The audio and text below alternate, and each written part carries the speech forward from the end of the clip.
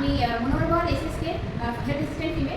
আজকে আমি এখানে আমাদের ওআরএস কর্নার, ওআরএস জিম কর্নারের কাছে আমি দাঁড়িয়ে আপনাদের সবাইকে ওআরএস কীভাবে তৈরি করতে হয় সেটা আজকে শেখাবো। কারণ এখন হচ্ছে গ্রীষ্মকাল, তারপরে ম্যাক্সিমাম ডায়রিয়ার কেস আমরা এই সময় পেয়ে থাকি। ডায়রিয়া বলতে জেনারেলি আমরা যেটা বুঝি যে স্বাভাবিক মানে যে আমাদের মল ত্যাগ যেটা আমরা করি তার থেকে যদি পাতলা আর 2-3 বারের বেশি, যদি 2 বারের বেশি হয়ে থাকে জলের মতো, তো সেই ক্ষেত্রে আমাদের প্রাথমিক চিকিৎসা হিসেবে যেটা করা হয়, মানে যেটা আমরা ঘরেও করতে পারি এবং আমাদের যত সরকারি সংস্থা আছে সেখানে আমরা ওআরএস ফ্রিতে বিনামূল্যে পেয়ে থাকি। তো সেই ওআরএসটা আমি কীভাবে বানাবো সেটা আজকে আমি এখানে দেখাচ্ছি। প্রথমত আমাদেরকে 6 স্টেপ 6টা পদ্ধতিতে হ্যান্ড ওয়াশ আগে আমাদেরকে করে আসতে হবে, যেটা আমি অলরেডি করে এসেছি। আমার হাত সাবান দিয়ে ভালো করে 6 স্টেপ হ্যান্ড ওয়াশ করে আমি এই ওআরএস প্রিপারেশন করছি। এটা হচ্ছে আমাদের ওআরএস আর জিঙ্ক কর্নার, যেখানে আমরা একটা পরিষ্কার ট্রেতে আমরা একটা ওআরএস এর প্যাকেট নিয়েছি।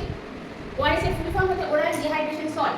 একটা ওআরএস এর প্যাকেট, তার সঙ্গে আছে জিঙ্কের ট্যাবলেটের একটা প্যাকেট, আছে একটা বোতল যেটা মাপের জন্য আমরা নিয়েছি 1 লিটারের জলের বোতল, যেখানে 1 লিটার জল আমরা পরিষ্কার খাবার জল যেটা খাই সেটা একটা 1 লিটারের জলের বোতলে নিয়েছি। এবং তার সঙ্গে একটা পরিষ্কার পাত্র, সেটা বাটি হোক জগ হোক, সেই বাটি, তার সঙ্গে একটা পরিষ্কার চামচ বা হাতা এবং সেটা ঢাকা দেওয়ার একটা প্লেট বা যা ওর থাকে ঢাকা দিয়ে রাখতে হবে একটা। এবার আমরা কীভাবে বানাবো, প্রথমেই আমরা এই 1 লিটার যে জল যেটা আমরা ধরে রেখেছি বোতলে মাপের জন্য, সেইটা আমরা এই পরিষ্কার জলের যে পাত্রটা নিয়েছি বাটিটা, সেটাতে আমরা আগে ঢেলে নেব।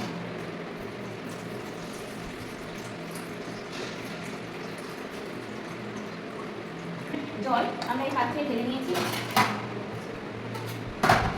এরপরে যেটা করতে হবে, এই ওআরএস প্যাকেট আমরা 1 লিটার জলে এটাকে কেটে পরে পুরোটা জলে ঢেলে নেব। কোনো রকম এটাকে হাফ কেটে হাফ ঢেলে রাখবো না, পুরো প্যাকেটটা আমরা জলের মধ্যে ঢেলে নিলাম।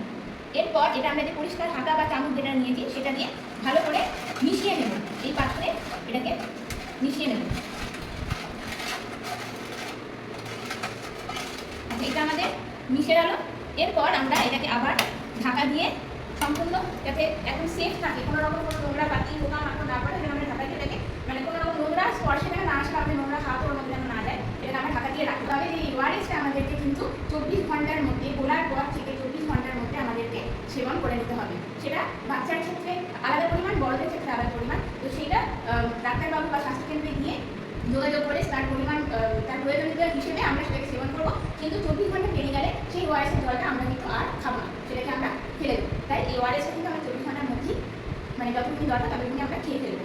যাই হোক, এইভাবে আমরা কিন্তু ওআরএসটা তৈরি করবো।